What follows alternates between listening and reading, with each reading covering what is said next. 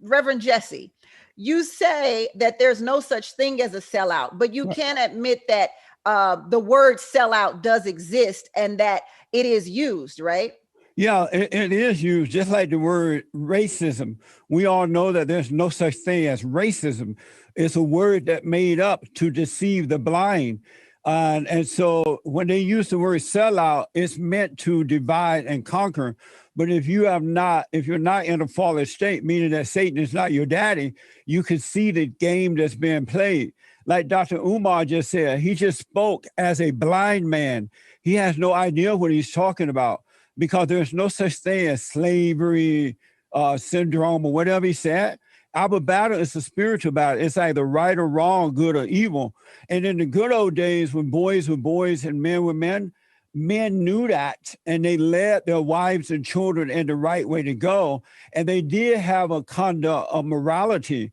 They treated everyone they would like in the way that they would like to be treated, never mind the color. They taught their children how to work and be responsible and not blame and whine. And they didn't put it out there as though they couldn't make it. DrUmarJohnson just made up words. Reverend Jesse, I don't think we should suggest that one person knows more than the other, in a sense of you saying you know it all and anyone else on the panel knows less. That's a little unfair. Yeah, well, I may not know my flowers, but I know DrUmarJohnson is blind and that he's wrong. And he doesn't know God. So he's telling people words, fancy words, in order to deceive them. If you knew that our battle is a battle between good and evil, then you wouldn't make up words in order to deceive. You would tell the truth and hope that those who are blind may wake up and see the right way to go. I grew up on a plantation down in Alabama under the Jim Crow law. And back then, black people— were no slaves on that plantation? Well, yeah, they had, matter of fact, my grandparents' parents ran the plantation, but they weren't slaves when I was growing up. And the point is, black people had a sense of morality then, and they loved what was right. They worked hard. They loved their country. They didn't blame because the men were leading the way. Hold that thought, Reverend Jesse. Now the black men saw like women. Hold that thought, Reverend Jesse. Dr. Umar, go ahead. I don't want him to bring your name up and not allow you to respond. It's okay. I had been on Reverend Jesse's show before, and they have been trying diligently to have me come back. And one of the reasons I did not return to the show is because I believe that Jesse Lee Peterson knows better. In fact, he would be a textbook definition of a sellout, because he is the type of black man who will bend over backwards to absolve the American white power structure of any responsibility for what happens to black people. And like many sellouts, they always ignore or they try to retreat away from acknowledging the role that systemic racism plays in the life of black people. Racism is not only about the individual mistreatment of black people, it is about the systemic mistreatment of black people. See, racism is a system that all white people participate in to disadvantage all members of another group. So you don't opt in, you don't opt out. And members of the target group don't opt in or opt out. But what they can do, as Jesse Lee Peterson has so effectively done in his career, is they can identify with the power structure. They can identify with white racism, and they can carve out a niche for themselves by defending the racism that is attacking black people, as opposed to defending black people against that racism. A black man in America who does not stand up for his people and in turn aligns himself with the structure that is eating away at the opportunities of black people can go very far in this country. Senator Tim Scott is an example. Jesse Lee Peterson is an example. And we will continue to create these types of personalities, Sister Tammy, if we don't come up with a code and if the black community doesn't start holding its members accountable for dysfunctional behavior. And there were slaves in America. That is not happening today. and it wasn't happening when I was growing up in Alabama. This idea that slavery is the cause of the lack of morality for Black people is insane. It's just another sign of an illogical mindset. Because when I was growing up, the bathroom was outdoors, outside bathroom. I had to work the cotton fields and things like that. But it was the character of the man or the woman that counted. And when I was growing up, Black people at that time were known to be men and women of character. Today, Black people, not all, but most, are known to be men and women who lack character. The world knows that Black people are suffering not because of this phony idea of racism, slavery, systemic racism, and all that crap. They know that Black people are immoral, that they come from failing parents, and that they hate everybody, and they have no love. But everybody that's not your story, it, is it, but Reverend? they're afraid to tell the Blacks. That's not your story, is it, Reverend Jesse? Is that your story? No, because I was raised differently. I was raised to treat all in the way that I would like to be treated, to be fair and to be honest, because you're either children of God or children of Satan, and it has nothing to do with the color. And the children of God cannot hang out with the children of Satan because they have their hearts are wicked and they have illogical mindset. The two men that just spoke, it made no sense. But so I'd like for you to teach me. They don't have a logic. Reverend Jesse, I would like for you to teach me for a moment here. Yes. Please break me away from tradition and what I've been taught in the white schools that I've attended that suggest that there was this society in America that wouldn't allow white people and Black people to drink from the water fountains. Did the white institutions I attend teach me that wrong, or was that correct? I'm ready to learn from you. Well, as a matter of fact, when I was growing up, I remember the colors only signs and the whites only signs. But because most Black people loved what was right, they loved God, they knew that all white people did not feel that way. It was primarily the white people who belonged to the Democratic Party, and they didn't want Blacks to be a part of the Democratic Party.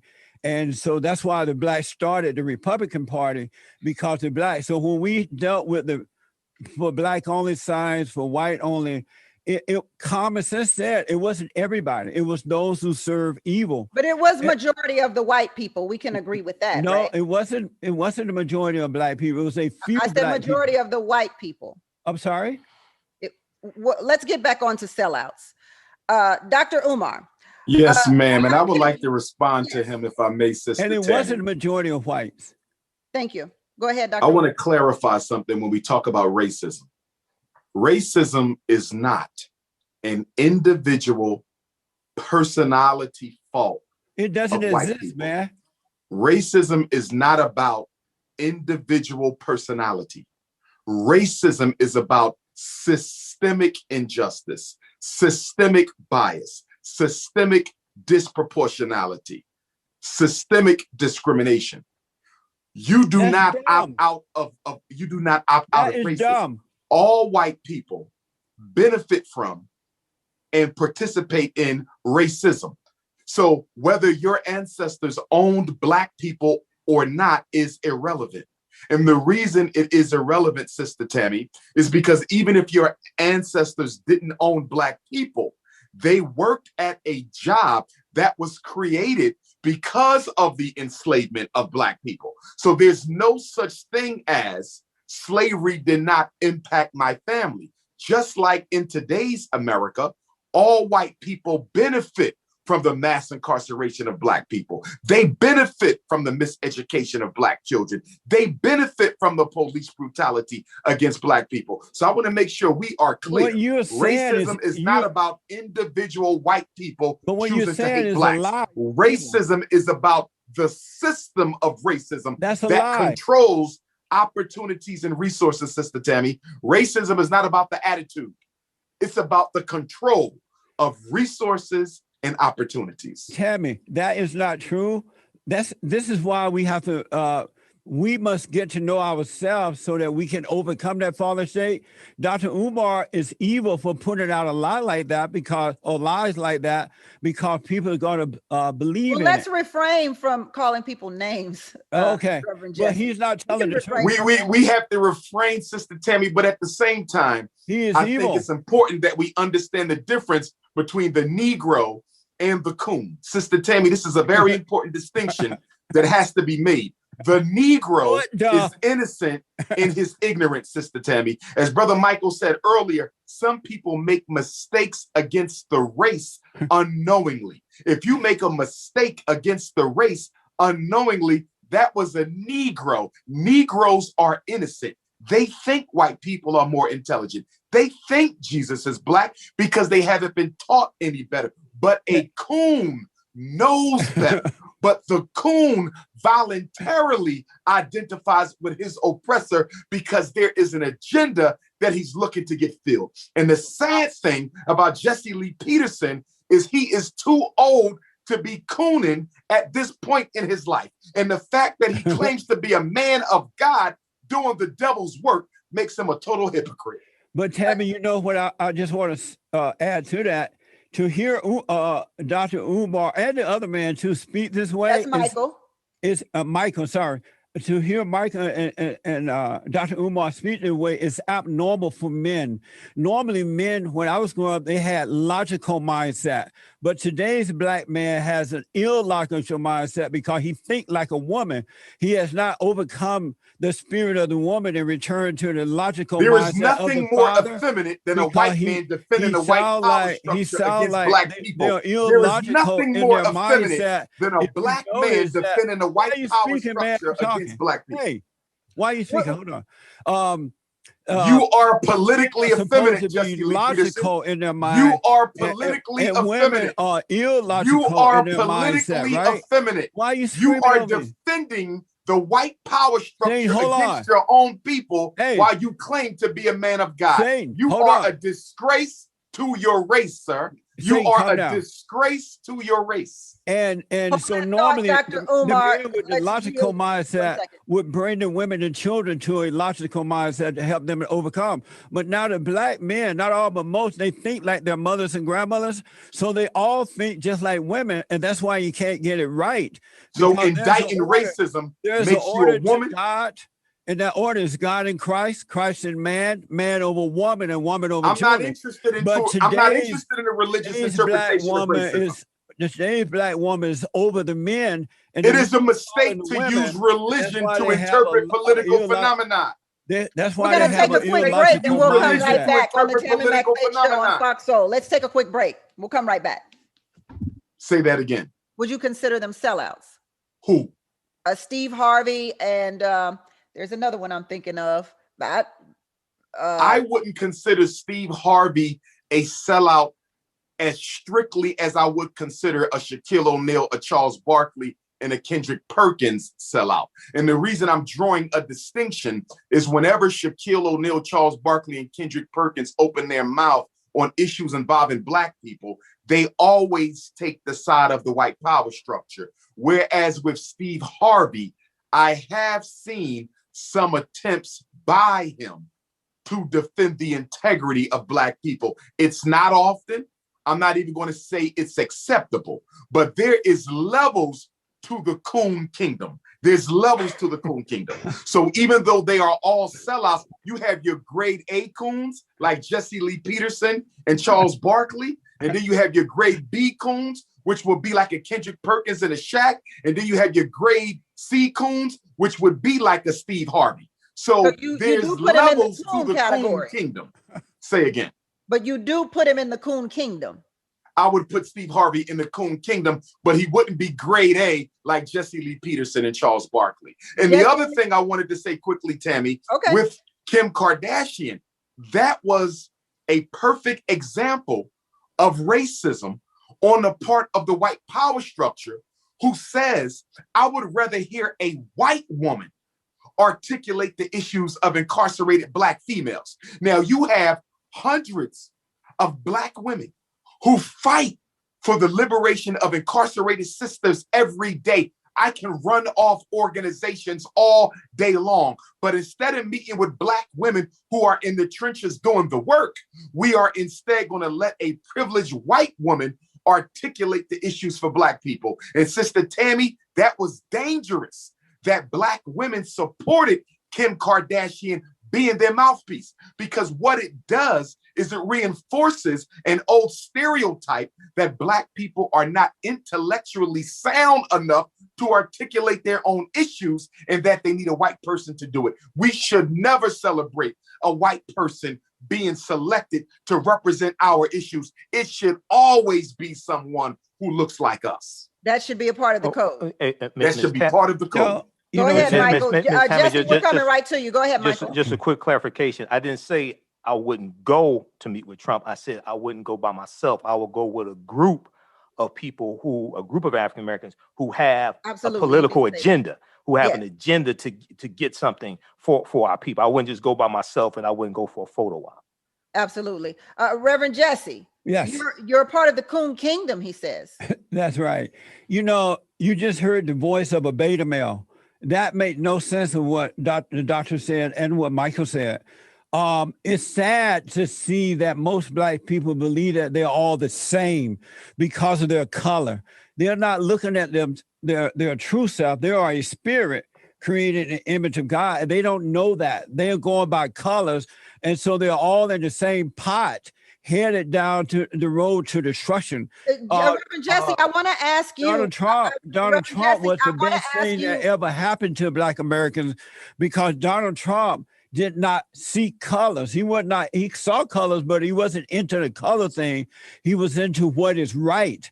And that's why he was able to help Black people more so than any other president that we have had in the last, I don't know how many years, right? Obama was the worst, by the way, but Donald Trump was the best. I call him the great white hope because he made America great again. Black people went to work. They started buying homes and starting families and things like that because of Donald Trump. But these people like DR.UMAR and Michael, they're into their color. They're in a fallen state. They're weak males, and they cannot see. They can't see that Donald Trump was a man of God. He was a conservative, Christian, straight white man who loved what's right. And he wasn't into the color. That's why Kanye West and other Black men and women who met with the president, they respected him because he was not into color. He gave Black university more money than anybody else, and all they did was misuse it. He did more to help the Blacks than anyone else. They're all different levels of these companies that we spend money with, but bring that money back to the African-American community. You guys need to stop begging, man. Bring that money back to the Black people. Please, sir, don't interrupt. Talk about yield, Jesse. Michael, stop begging. Bring that money back to the African-American community. Stop begging, Michael. And you utilize that money to help empower African-American-owned businesses also. Okay? Michael, men don't beg. Please, please, sir, don't interrupt me. Begging, man. I'm holding back on you because I respect my elders, but stop begging, Michael. What men do? I'm not begging. Men make things happen. They don't beg. They don't beg. Jesse, you wouldn't know a man if you met one. They don't want reparations. They make their way. The Black man when I was growing up, they made their way. They didn't beg the white man for anything because they didn't. It's not begging white people. Wait a second. White men were superior. If you go back to if you look at the Homestead Act of 1862, that was a massive land giveaway of 245 million acres of land that mostly went to white people. Okay, if you want to talk about how white people got over in this country, it was by stealing the land, reallocating the land, enslaving African people for 246 years. Those are passing laws that disenfranchised us, locked us out of voting. Then after the Civil War and after Reconstruction, 1877, because I always notice Black conservatives. Is two things you don't want to talk about. One, you don't want to talk about the compromise of 1870. No, you interrupted me. Don't say excuse you. Making excuses. No. Slow down. You sound like a female. I know you catering to the white people that donate to your show. But it's two things that Black Republicans don't want to talk. And I'm not against Black Republicans. I have friends that are Black Republicans. You don't want to talk about the compromise of 1877. which was the compromise between the Republicans and the Democrats, and the Republicans agreed to remove the Union troops out of the South that reinstituted the Jim Crow laws, and the Union troops were protecting the rights of the newly freed slaves to a certain extent, because that's what the Democrats wanted. And you don't want to talk about the Lily White movement of 1928, which was the effort of Republicans to push African Americans out of the Republican Party and get Herbert Hoover elected as president in 1928. Now, if you want to have that conversation, we can have that conversation. It's not going to turn out the way you think it's going to turn out. Michael, it's time to stop asking for freebies. I understand the women doing that because you ever studied the Farmers Home Association in 1930? I understand why women are doing it, but hold on, Michael. You're going to talk about the $26 billion that white farmers got from the Trump administration, and black farmers got 1/10 of 1% freebies. Michael, I understand the women doing Jesse, that is a good question. That is, he doesn't want to deal with that. Jesse, that is a good question. So let's answer that question. You say that black people want freebies, but Michael just talked about a huge freebie for the white farmers. Are we not gonna? We're just gonna gloss past that? There were black farmers who got money too. They got 1/10 of 1% or $26 billion. She asked me the question. Whoa, hold on. Hey, they got 1/10 of 1% of $26 billion. They got $20.8 million. Tammy, as I was saying, there were black people who received the money too, and what Michael is talking about happened over 100 years ago or so. And those things, those days 2020 under Trump. Days are behind us. That just happened last year, Reverend Jesse. Where you been? There were black people who received it last year too, but you're not hearing about that. But what I want to tell you, Tammy, it's time out for black people to stop begging. I'm sick of it. We can make our own way. Black people can make their own way if they get up and do it. That's why we have to overcome this cultural thing, because blacks who are into their culture, they think that all blacks are just like them, begging and blaming and whining and talking about 150 years ago and all that. Why not live now? The blacks didn't do that when I was growing up, especially black men. They need to stop begging for freebies. America is an amazing place, right? And whatever you want to do in this country, you can do it. You can make it. That thought. Okay, yes, that is true. That is so true. I'll have to agree with you on that, Reverend Jesse. Whatever you want to do in this country, you can do. Yeah. Dr. Umar, earlier you talked about, black men shouldn't date white women. Frederick Douglass was labeled a turncoat by many African Americans because he married a white woman. He was also criticized for his willingness to work with slave owners to seek a peaceful end to slavery. So what are your thoughts on that? Was Frederick Douglass a sellout? Let me take the second point first, that Frederick Douglass was willing to work with slave owners to bring a peaceful close to slavery. That is incorrect. Frederick Douglass had always maintained that slavery would not end except with blood. If there was any collaboration with slave owners, it was in discussion, because Frederick Douglass at one time worked with William Lloyd Garrison, who used moral persuasion as the primary weapon to end slavery. Frederick Douglass fell out with him because he knew that trying to convince white people that owning black people was morally wrong was not going to end the institution of slavery. So whoever made that comment was incorrect. Now let's go to the first point, that his second wife was a white woman who he married at a very old age. Was it acceptable? Not to me at all. But what bothers me, and what I do consider to be another act of racism and discrimination against black women, is the fact that Anna Murray Douglass, who is the mother of all 5 of his children and his wife for nearly 50 years until she died of illness, who helped him escape from slavery to freedom, who came up with the escape plan, who made the escape outfit, who created the false free slave paper that he used to pass from Maryland through Pennsylvania and up to New York, she never gets mentioned. She never gets mentioned. We always skip over Anna Murray Douglass, his lifetime partner, for the white woman who he married just a few years away from the grave himself. I don't accept it. Important. I don't accept it, Sister Tammy, but can we please show respect to Queen Mother Anna Murray Douglass? She is entitled to respect, and black people have to stop skipping over his real wife for the woman he spent the last few years of his life with. Tammy, let me tell you this about the black farmers. So do you think farmers are getting a huge freebie from the USDA today, right? According to the Washington Post, $5 billion of Biden's stimulus package is going to benefit black farmers, but they're still going to be begging. It's not going to satisfy them because it's not the lack of material things that blacks are having a problem with. It's the lack of moral character. Blacks are immoral, not all, but most. And we're going to take a quick break. We'll come right back on the Tammy Mack Late Show on Fox Soul.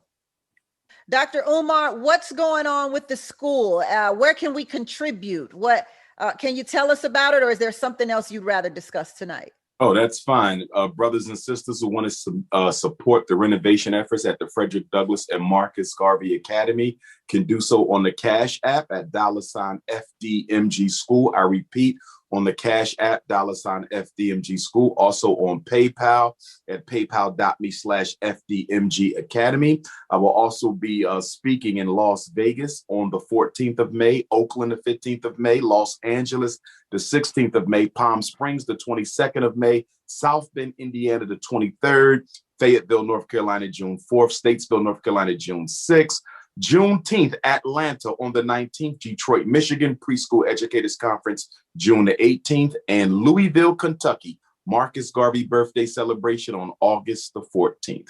Brothers and sisters want to reach me, DrUmarJohnson.com or 215-989-9858. You know your whole schedule, your whole tour by heart. I don't even know. Were you reading that, officer? How do you know that? You have to know it by heart. Don't forget Hartford, Connecticut, June 26th, Nashville, Tennessee, July 17th. Okay. I think I'm going to have to meet you in LA since that's where I am. So I'll. Yes, ma'am. And they can order the new book as well at DrUmarJohnson.com. Knocking out the coons, knocking out the haters, knocking out the YouTubians.